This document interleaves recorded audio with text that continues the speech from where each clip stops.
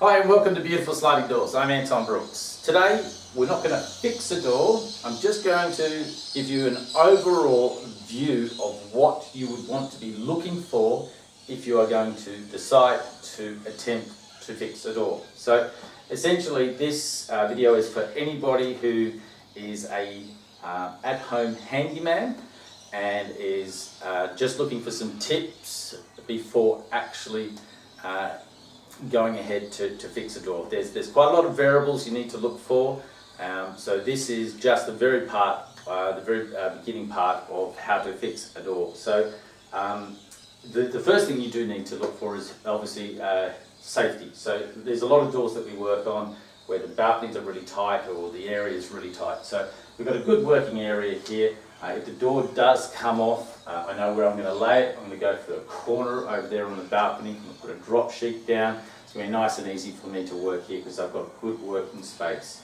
So let's have a look at what's wrong with this door. So first thing we want to do is use our eyes as well as our ears. So here we go.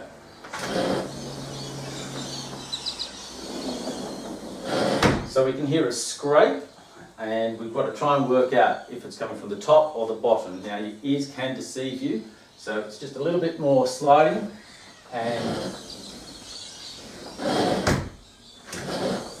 it's coming from the top. Okay, so now that we've established that there is a slight problem with this door, it may not need to come off, but let's assume that the rollers were broken and that there is some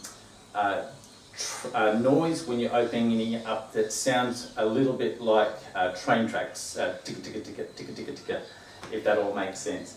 Okay, so the next thing that we'll need to do then is start looking at the tracks itself. So obviously if you are going to replace rollers, it's not much good replacing rollers and putting them onto a bad track. If the rollers have broken apart, it means the plastics come away from the roller and there's going to be metal on metal. Now you've got two rollers on this, so you've got a front and back. Only one roller may have gone to cause the problem. So we've got to look at both sides of the track using your hand now with the tips of your fingers as well as your eyes. You're going to run your hand along there and see if there's any damage as well as looking for it.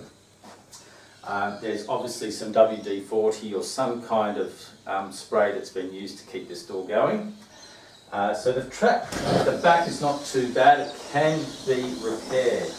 Now the front part, open the door all the way up, run your fingers along there, all looks not too bad, can be repaired if the door needs to come off. So assuming that again the rollers are broken and the door may need to come off, the next thing that we just want to look at is the overall integrity of the glass. You've got three glass panels here, so you want to look for cracks. So cracks on all three panels, because at the end of the day you are playing with glass. You don't want to cause any further cracking. Depending on what type of glass it is, glass can either shatter or it can shard or just smash into millions of little pieces. So you've got three types of glass breakages.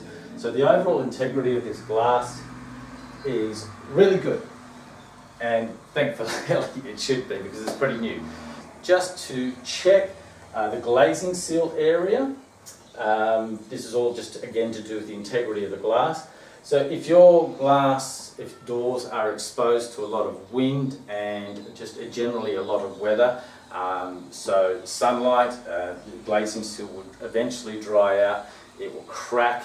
If it's got direct access to salt, it's going to sort of give some kind of corrosion type feeling, but obviously it doesn't corrode, but it does get really brittle.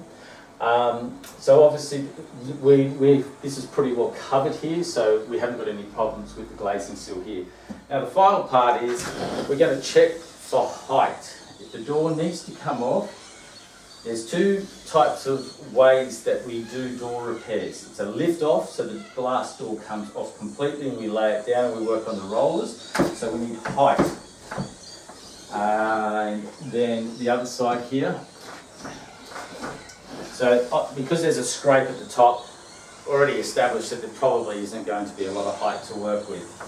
So this is the tricky part. Now, if you're able to lift the door off, then lift the door off, and then you're going to have a look underneath the rollers, and then you're going to pretty much established that that's the type of roller that you're going to replace. So it's off to your local hardware store, and I'm sure that you'll either get exactly the same roller or something similar, which we'll go through later on. Now, if the door doesn't lift off, then we have a situation here where we call these these side panels here, this one here and this one here, they're going to need to come off, and that's a whole new level of interesting and very difficult, unless you know what you're doing, process. So that's all the information I'm going to give you for now in terms of actually deciding whether you're going to do a door repair. So go through all those checks and ensure that before you get started, you know how to complete it. Great.